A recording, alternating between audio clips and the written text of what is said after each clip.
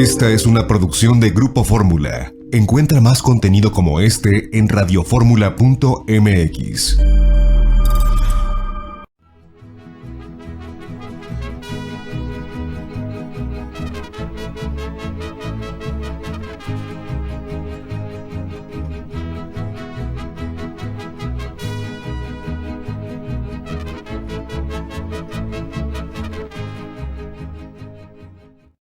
Amigas y amigos, muy buenas tardes tengan todos ustedes.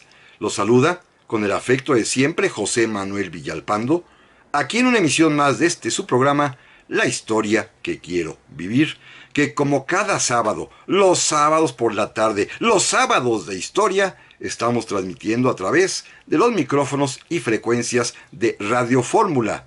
Ya saben ustedes que estamos en el 103.3 de FM, en el 970 de AM, ambas emisoras aquí en la capital de la República, pero que también este programa llega a muchísimas ciudades del interior de nuestra patria, cada vez a más afortunadamente, también a los Estados Unidos de América, a Puerto Rico, a Canadá, pero eso sí, en todo el territorio nacional y en todo el mundo pueden ustedes sintonizarnos, escucharnos a través de la página de internet www.radioformula.com.mx.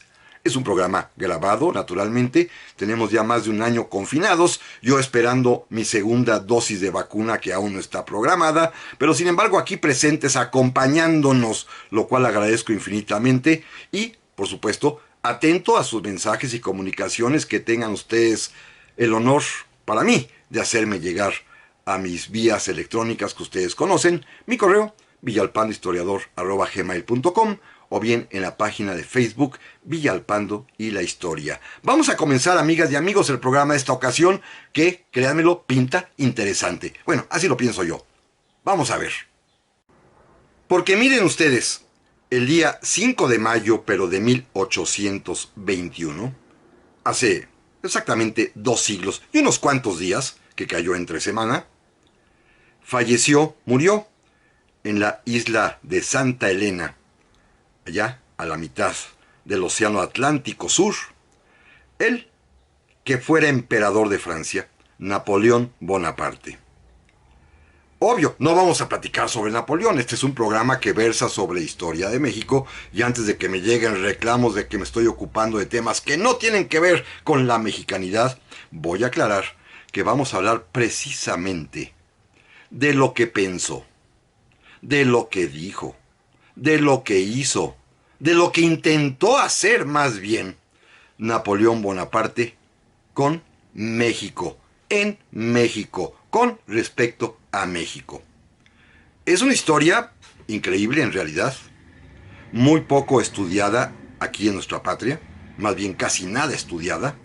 Solamente hablan de este episodio que hoy voy a relatar algunos cuantos historiadores, como por ejemplo doña Guadalupe Jiménez Codinach, una gran historiadora, que toca de pasada el tema, pero que me ha implicado y me ha animado a investigar, y me he preparado concienzudamente para este programa. Simplemente déjenme decirles que hay algunas fuentes importantes. Un libro, por ejemplo, de un autor argentino llamado Emilio Campo, que se llama La última campaña del emperador Napoleón, que tiene que ver con sus ideas acerca de la independencia de la América Española. Un libro fundamental, de difícil acceso, si yo lo conseguí hace algunos años, y que narra algunas partes de este episodio que hoy vamos a platicar. Otro también bien importante, y este sí también esta semana lo leí completito porque me era vital para saber exactamente qué dijo, cuáles eran las palabras precisas de lo que platicaba Napoleón Bonaparte, es el famosísimo Memorial de Santa Elena, que escribiera quien allí en Santa Elena fungiera como una especie de secretario de Napoleón, el conde Las Cases. Cuando fue expulsado este conde de Santa Elena, Napoleón lo autorizó a que publicara sus apuntes, sus memorias, este Memorial de Santa Elena, que es un libro muy voluminoso, más de 700 páginas, que les recomiendo si tienen interés en conocer al verdadero Napoleón Bonaparte. Y ahí toca algunos temitas que con otras biografías que he podido consultar, con este otro que ya he comentado acerca de Napoleón en su última campaña de la independencia de América, pues da como resultado una serie de historias que no son leyendas, que es lo importante, que es historia de lo que, insisto, pensó, dijo, habló, platicó, soñó, imaginó, quiso hacer Napoleón Bonaparte en México. Miren, vamos a comenzar, para empezar, destruyendo un mito que no sé por qué surgió en nuestro país y ha perdurado por muchísimo tiempo y que seguramente ustedes habrán escuchado de él. Esa frase que se le atribuye a Napoleón cuando dicen que dijo que con 5 Morelos conquistaría el mundo. Otros dicen que nada más dijo con 2 Morelos conquistaría el mundo. Otros más mesurados dicen con 1 Morelos conquistaría el mundo. Dicen que esto dijo Napoleón. De una vez aclaremos, es absolutamente falso. No sé a quién se le ocurrió. Pero la prueba para demostrarlo está precisamente en el memorial de Santa Elena. Porque el conde Las Cases tomaba nota a pie juntillas de todo lo que iba diciendo Napoleón. Y con la autorización de él, repito, se publicará después en Europa, cuando Las Cases fue expulsado de Santa Elena. Y la frase verdadera es muy sencilla. Porque Napoleón se puso, en efecto, a examinar la actuación, la conducta, la personalidad, la capacidad de todos sus mariscales, repasó a uno, y de pronto dijo que quizás el mejor soldado que había dado Francia, el mejor mariscal, comandante de ejércitos francés en toda la historia, claro, independientemente de él, era uno que tenía como nombre Henri de la Tour de Vergennes, conde de Turena. Y la frase exacta es esta. Dijo Napoleón exactamente esto. Si hubiese tenido a Turena a mi lado para ayudarme en mis ejércitos, sería el amo del mundo. Y la repito, si hubiese tenido a Turena a mi lado para ayudarme en mis guerras, sería el amo del mundo. Jamás dijo eso de Morelos. Es más, yo creo que ni siquiera supo que existió Morelos. No sé por qué lo inventamos, y es una cuestión verdaderamente extraña y extravagante, muy propia de estos intentos mexicanos de hacer de nuestra historia, que es el ombligo del mundo para nosotros, una especie de exponente universal, y hasta le atribuyeron a Napoleón Bonaparte una frase sobre Morelos que jamás pronunció. Así que descartemos eso, que es una leyenda. Hasta una novelita por ahí me encontré, bastante mala por cierto, no voy a estar ni al nombre ni el autor para no vituperarlo, pero el tema de la novela es ese, que Napoleón manda a una serie de espías a ver si lo pueden secuestrar a Morelos para que se lo lleven a Europa, para que lo ayude a ganar guerras. Háganme el favor. Pero bueno, dejo aparte eso. Déjenme ir una pequeña historia real antes de iniciar exactamente la que hoy quiero contarles con detalle. El único mexicano que tenemos noticia, novohispano en realidad, porque esto ocurre cuando todavía México no consuma su independencia, el único compatriota nuestro, llamémosle mexicano o novohispano, que vio personalmente a Napoleón, aunque no habló con él, nada más lo vio, es un joven sacerdote, Pablo de la Llave, veracruzano él, que había sido enviado a París a estudiar botánica en 1804. Y él cuenta en las cartas a su familia cómo, estando en una de las calles parisinas, le vio pasar a Napoleón a caballo. Quedó impresionado. Cuenta él que las tropas muy gallardas y el emperador, todavía no es el emperador, está a punto de ser emperador, a caballo, totalmente erguido, imponente, y quedó tan impactado nuestro compatriota Pablo de la Llave que fue a buscar al embajador de España en Francia. Recuerden que todavía la Nueva España pertenece a la Vieja España, que era amigo de su familia, y consiguieron para Pablo de la Llave un boleto, aunque fuera literalmente en el fondo, para que pudiera asistir a la Catedral de Notre Dame a presenciar la coronación de Napoleón Bonaparte y de su esposa Josefina. Así que es el único mexicano del que sabemos pudo ver físicamente, en persona, a Napoleón Bonaparte. No habló con él, nada más lo vio, así de lejitos, al pasar por la calle, primero en un desfile y después el día de su coronación. Pero nada más. Pero bueno, vámonos al tema específico de hoy, que es bien interesante. Miren, primero, hablemos cuáles son los intereses de Napoleón Bonaparte sobre México. Sabía de México, por supuesto, ¿eh? Sabía que era parte del Imperio Español. Y desde un buen momento, la Nueva España fue motivo de su atención. Primero cuando obligó a los mediocres reyes de España, en ese tiempo Carlos IV, a cederle, a regalarle, a entregarle el territorio de Luisiana, que entonces formaba parte del Imperio Español, que era parte de la Nueva España, de las provincias internas del norte, del norte y del oriente. Era territorio novohispano, y Carlos IV se lo regaló a Napoleón.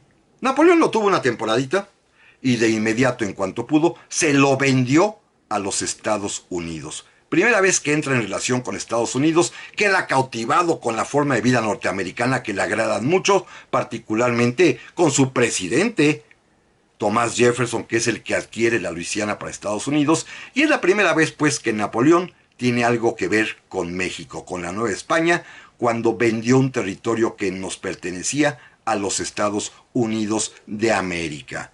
Esa es la primera vez, pues, que Napoleón piensa en México. Pero de esto vamos a platicar, amigas y amigos, en un momentito más. Ya estamos aquí, amigas y amigos, para el segundo bloque del programa de esta semana que estamos dedicando a Napoleón Bonaparte y su relación con México. Una relación, repito, no es física, nunca estuvo aquí, pero soñó con estar aquí. Es historia, no es leyenda. Y estamos ya precisamente entrando al tema. Les decía yo que Napoleón Bonaparte, la primera vez que piensa en la Nueva España, llamada también México, pero es oficialmente la Nueva España, es cuando le vende a los Estados Unidos el territorio de la Luisiana, con su capital entonces en Nueva Orleans, que años antes le habían cedido, regalado, el rey Carlos IV de España. Reyes que él calificaba de mediocres, tanto a Carlos IV como a su hijo Fernando VII. Verdaderamente corruptos, mediocres, holgazanes, los calificativos que Napoleón Bonaparte da y le lanza, y se los dijo en su cara, tanto a Carlos IV como a Fernando VII cuando los tuvo presos en Bayona, allá en Francia, es que eran unos, por lo menos, ineptos, tontos, y además holgazanes. De plano, así los calificaba, Por eso ustedes recuerdan, y me voy rápido en este tramo, que Napoleón Bonaparte obligaría tanto a Carlos IV como a Fernando VII a abdicar de sus coronas, a cederle la corona de España al propio Napoleón, y Napoleón, muy inteligentemente, se la dio a su hermano José Bonaparte. Convirtió a José Bonaparte en rey de España, aquel famoso, creo que un poco arbitrariamente calificado de borracho, por eso le decían Pepe Botellas, pero finalmente él es el rey de España, y no se crean, costó trabajo convencerlo. Napoleón, para obligar a su hermano mayor a convertirse en rey de España, le tuvo que decir, fíjense qué interesante, piensa en la riqueza de las colonias americanas que tiene España. Los recursos que vienen de esas colonias nos serán muy importantes y muy valiosos para poder dominar Europa. Así que necesito que estés en España, tanto para gobernar a los españoles, pero sobre todo para traer las riquezas que vienen de América, de la América española, particularmente, porque sabemos que en ese momento era la nación más productiva hacia España, particularmente las riquezas de la Nueva España, entonces una auténtica potencia minera a nivel universal. Napoleón quería esos recursos que se producían en México. Inclusive obligó a su hermano, o lo sedujo, o lo convenció, para que diera la primera constitución española, la famosa Constitución de Bayona, y en la que va a dedicar un capítulo completo a los reinos americanos, a las posesiones de la España antigua que tenía sobre América, y en donde le va a conceder por primera vez a los americanos derechos de libertad de industria y de comercio.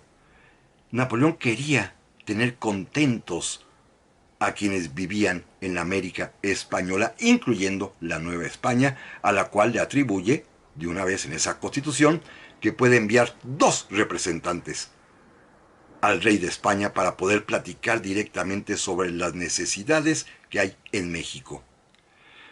Pero bueno, sabemos muy pronto que los españoles se lanzan a la revolución, es la llamada para ellos guerra de independencia para combatir al invasor francés, y sabemos que finalmente Napoleón tendrá que retirarse. No me voy a detener mucho en este tiempo, simplemente decirles que cuando llegan las noticias de las sublevaciones españolas, pero sobre todo se da cuenta Napoleón de lo insostenible que es que su hermano José permanezca en el trono de España, un buen día, ahí en el Palacio de las Tullerías en París, recibió a unos militares españoles, a un antiguo vicepresidente de los Estados Unidos de nombre Aaron Burr, y a otras gentes que les pusieron algunas ideas, porque España estaba ya incontrolable, pero a Napoleón le interesaba particularmente las riquezas de la Nueva España, de México, y le fueron a exponer un plan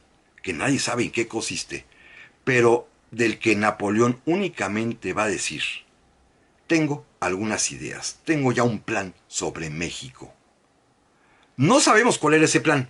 Lo que sí sabemos, y esto lo sabemos porque el embajador de España en Francia, el embajador de José Bonaparte, escribió una carta que fue interceptada por los patriotas españoles, en las cuales le decía a José Bonaparte: Majestad, ya su hermano Napoleón, el emperador Napoleón, tiene el plan para independizar a México. Fíjense qué interesante.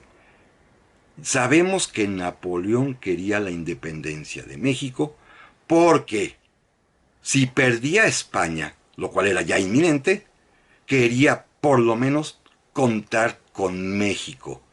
No porque los mexicanos seamos muy importantes para él, sino porque México es en ese momento la fuente más importante de producción minera de oro y plata del mundo.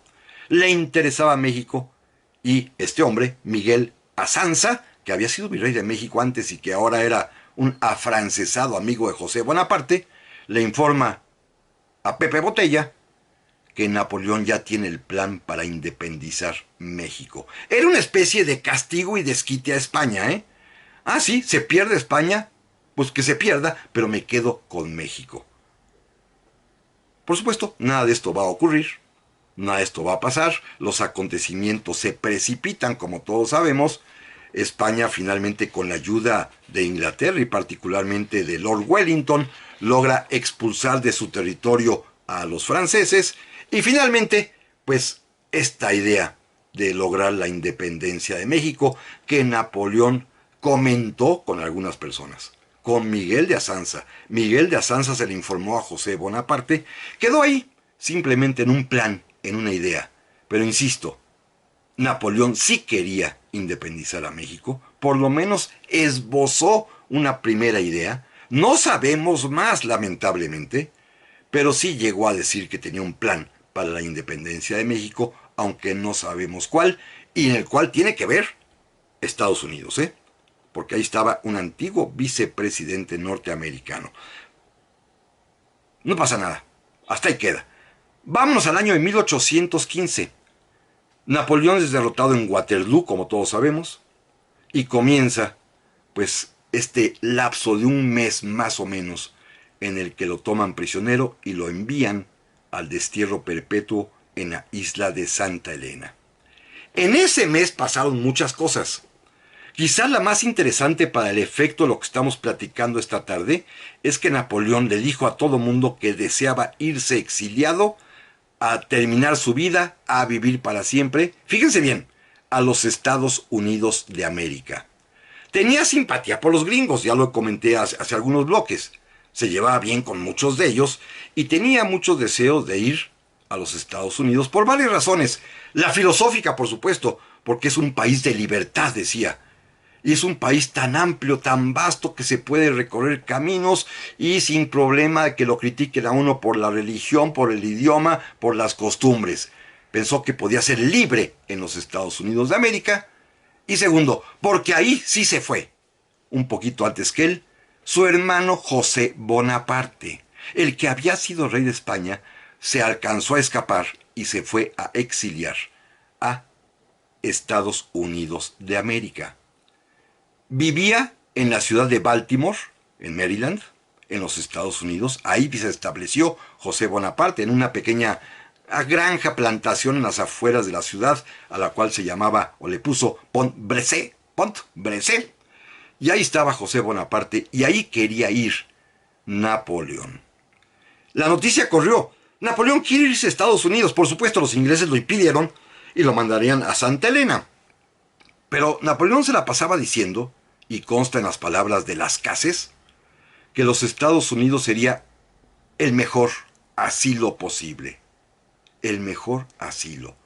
A todo mundo le dijo que su deseo era irse a vivir a los Estados Unidos de América, y porque allá estaba también ya su hermano José. Bueno, los norteamericanos, que eran devotos napoleónicos, les encantaba también Napoleón. Ya saben ustedes que hay esa historia de amistad muy estrecha entre Estados Unidos y Francia, y que a los franceses les encanta París y adoran todo lo que significa Napoleón. Un señor en la ciudad de Nueva Orleans, cuando se enteraron de que Napoleón deseaba irse a vivir el exilio a los Estados Unidos de América, ¿qué creen que hizo? Compró una casa para regalársela a Napoleón, una casa que lo estaría esperando cuando llegara a Nueva Orleans, y una casa que al día de hoy todavía en Nueva Orleans, que es de las pocas ciudades que llegué a conocer de Estados Unidos, todavía existe. Hoy es un restaurante, pero es la casa de Napoleón en Nueva Orleans. Una casa que fue adquirida por un norteamericano que había sido inclusive gobernador de Nueva Orleans, más bien de la Luisiana, y que pensaba y que se la regaló a Napoleón para cuando llegara a Estados Unidos a exiliarse, como asilado, pudiese vivir en esa casa en la ciudad de Nueva Orleans. Claro, nunca llegó Napoleón.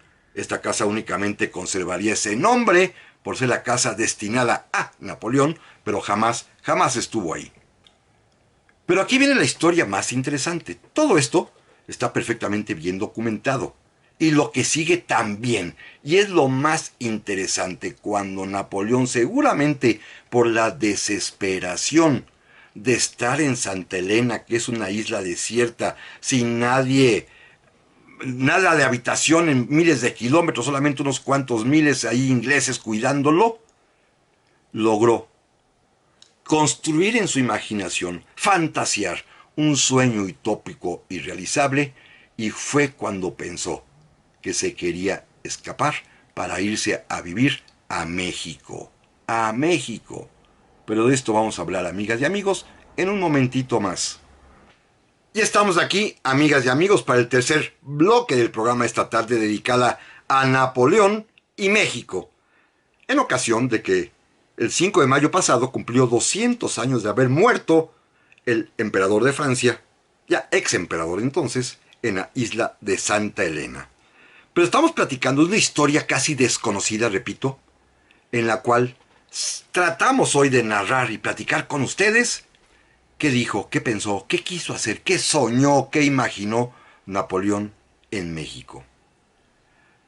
Estando ya en Santa Elena, desesperado, repito, por la soledad, por la lejanía, pues porque era una prisión, una isla prisión a perpetuidad, Napoleón se dejó engañar. Quizá por la idea, quizás la esperanza de ser libre alguna vez, comenzó a generar en su mente la expectativa, utópica por supuesto, de ir a México. La historia es la siguiente, miren, para el año de 1816, es decir, al año siguiente de Waterloo, al año siguiente de la abdicación, al año siguiente de que llegó a Santa Elena, Ya para entonces tenía también más de un año, año y medio, José Bonaparte viviendo en los Estados Unidos de América. José Bonaparte era un hombre rico. Él sí llevó enormes caudales a los Estados Unidos.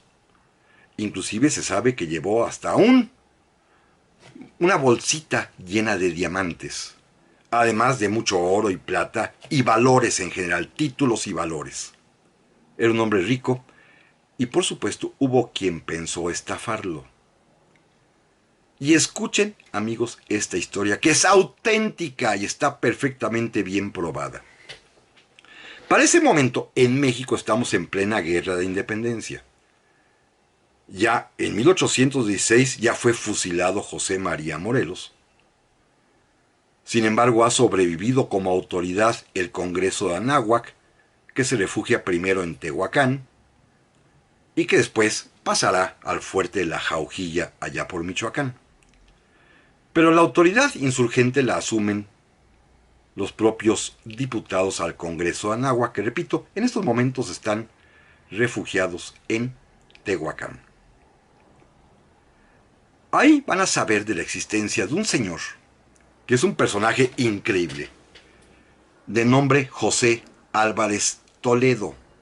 José Álvarez Toledo es un hombre que nació en Cuba, que vivió después como parte del ejército español en Santo Domingo, y allí fue electo diputado a las Cortes de Cádiz en 1808.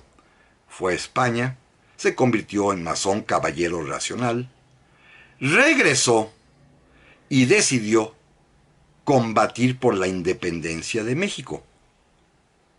Desembarcó en Texas, se alió a los mexicanos que allí estaban peleando por la independencia, como los hermanos Gutiérrez de Lara, Bernardo Gutiérrez de Lara sobre todo.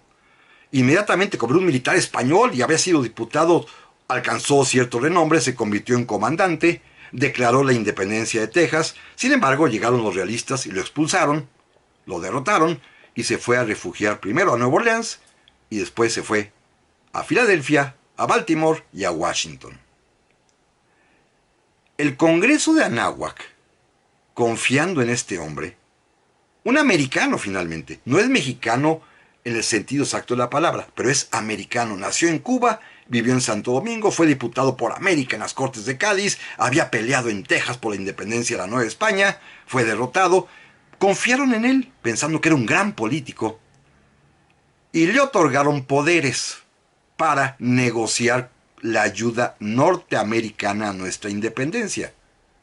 México ya había enviado varios embajadores, Hidalgo incluso mandó a uno, a Pascual Ortiz de Letona, Morelos había enviado a José Manuel Herrera. Bueno, ahora esta junta había decidido que José Álvarez Toledo fuese como el enviado diplomático mexicano insurgente en los Estados Unidos.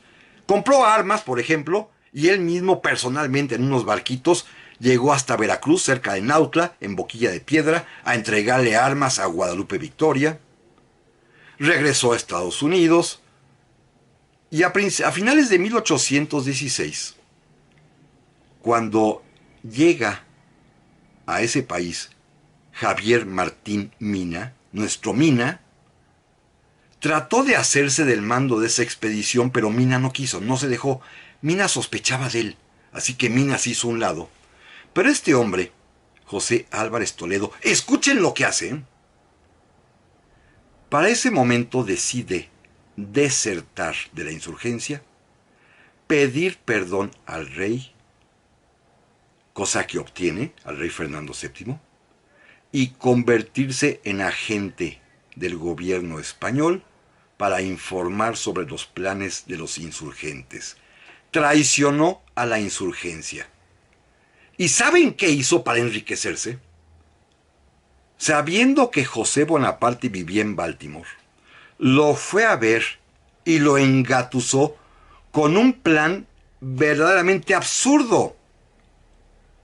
Queremos que usted, y vengo en nombre del Congreso mexicano, queremos que usted sea el rey de México.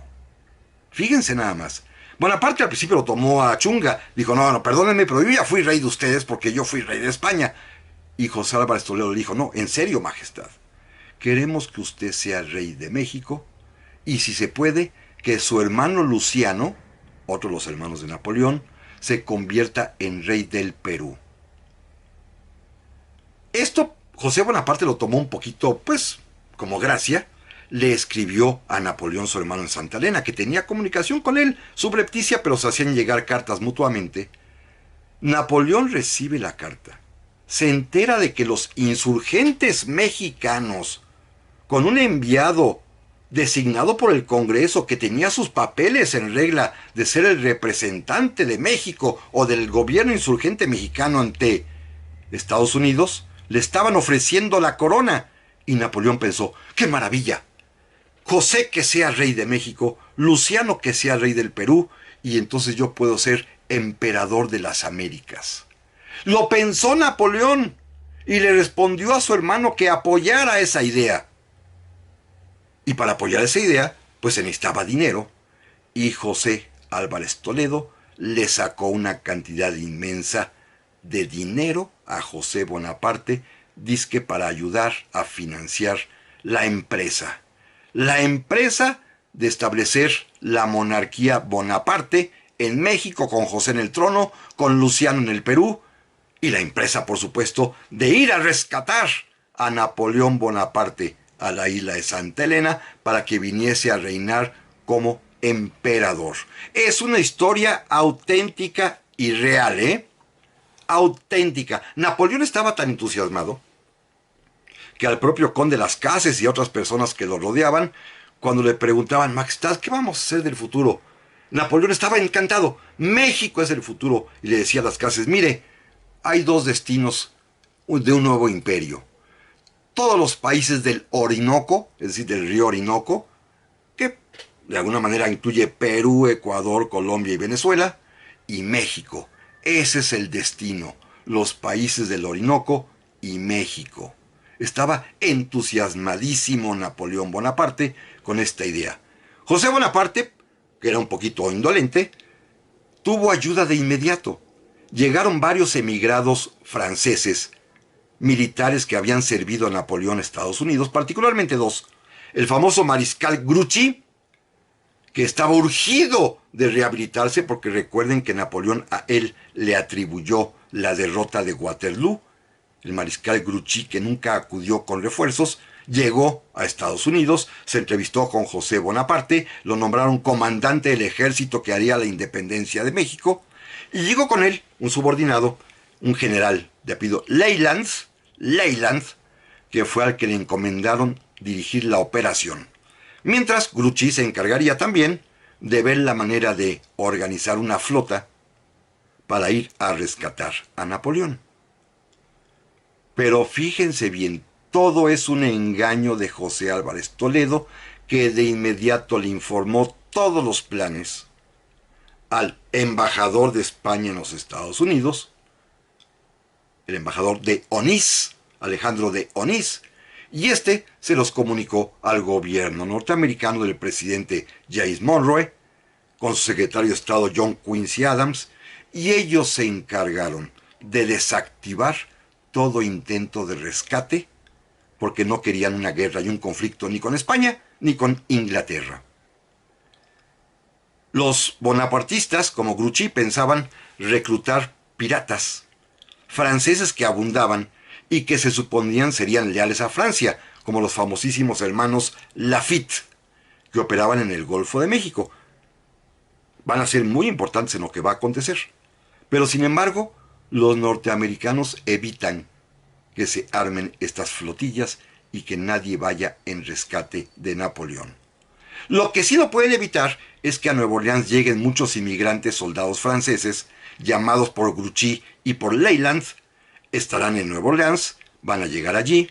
Leyland se traslada a Nueva Orleans y con la ayuda de los hermanos Lafitte, los piratas, trasladan a casi 200 soldados franceses de los antiguos granaderos de la Guardia de Napoleón, los trasladan a la isla de Galveston, que es de la Nueva España, desembarcan en tierra firme, organizan un campamento, establecen el nombre del campo de asilo y le llaman Campamento La Libertad, y deciden hacer la independencia de México para José Bonaparte.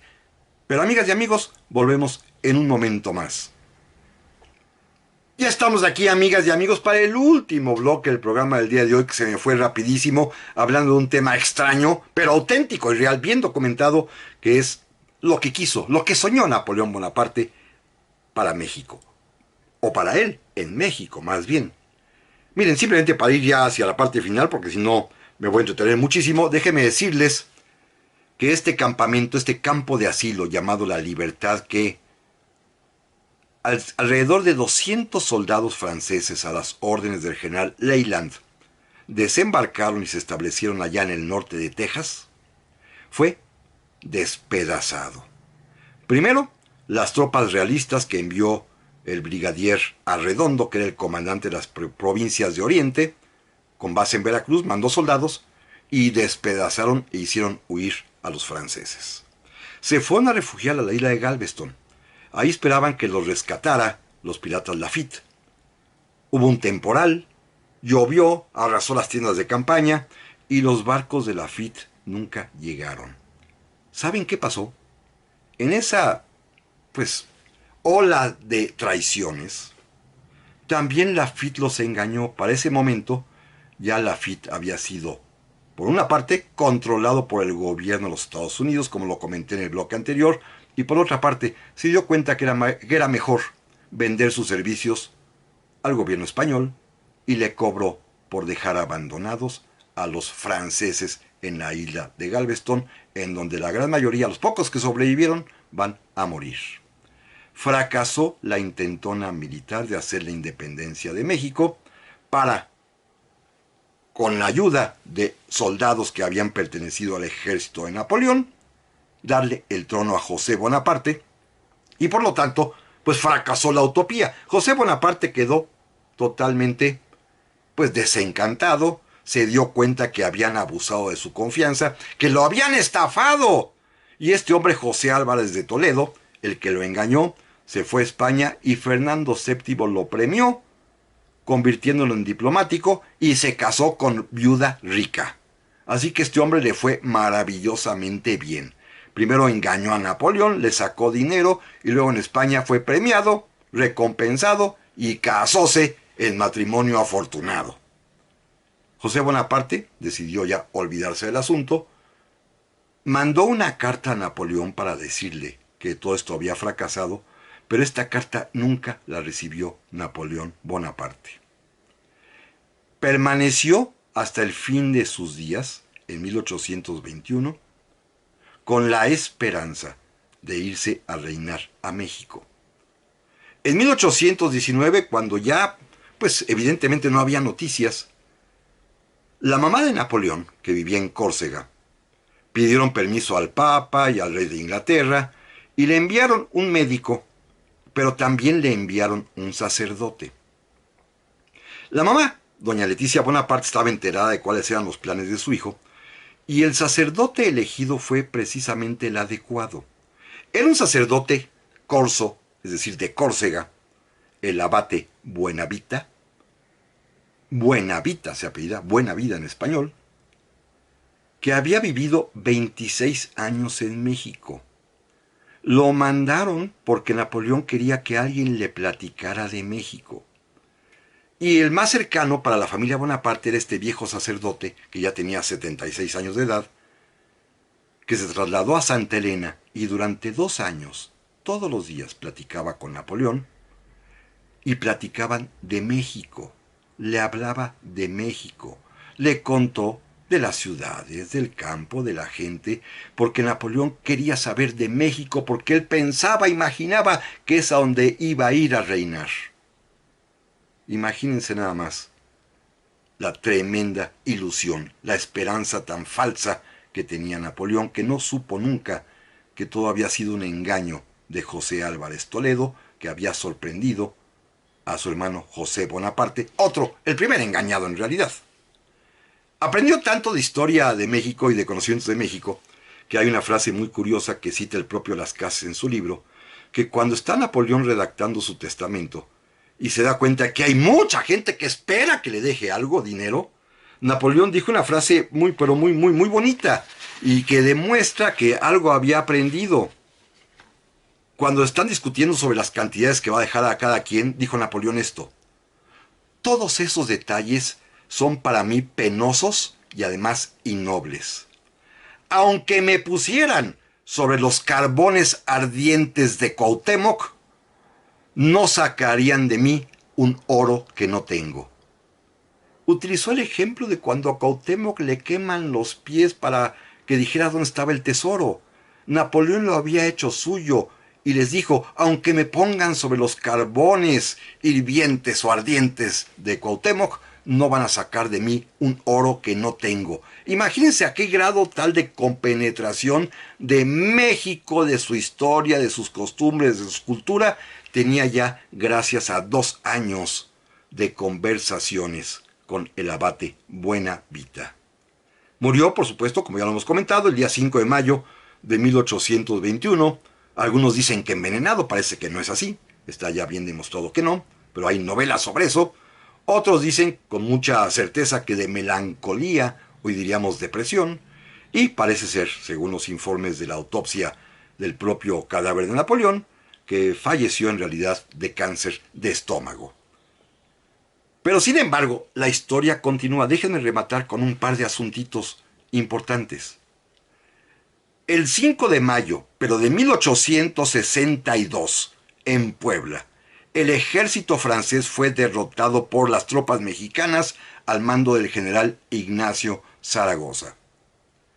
¿Qué tanto influyó psicológicamente en los franceses el recuerdo de que ese día, 41 años atrás, había muerto el emperador, el gran Napoleón, el tío de Napoleón el Pequeño, que era su actual emperador?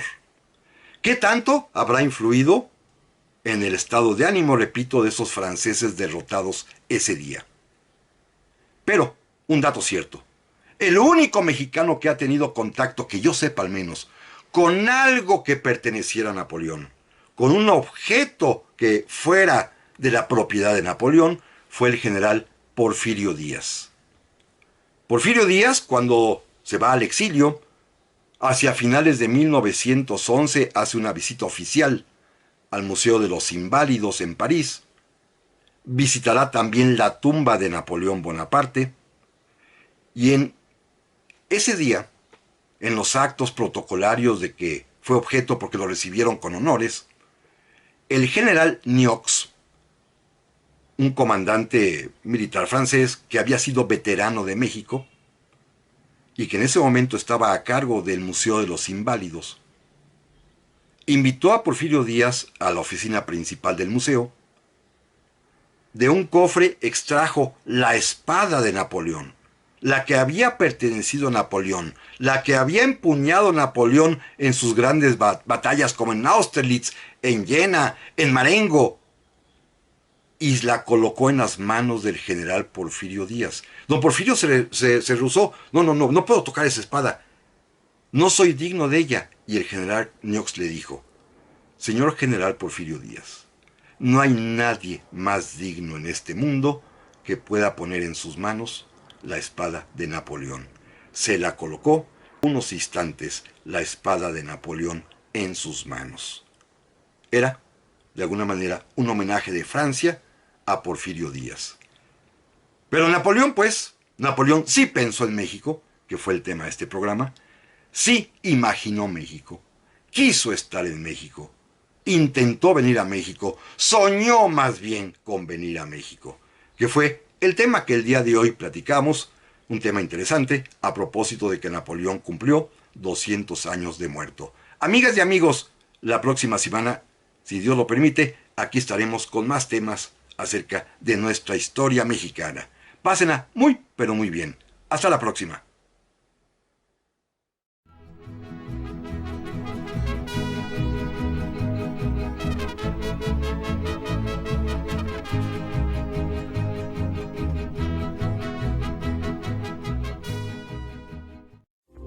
Esta fue una producción de Grupo Fórmula. Encuentra más contenido como este en radioformula.mx.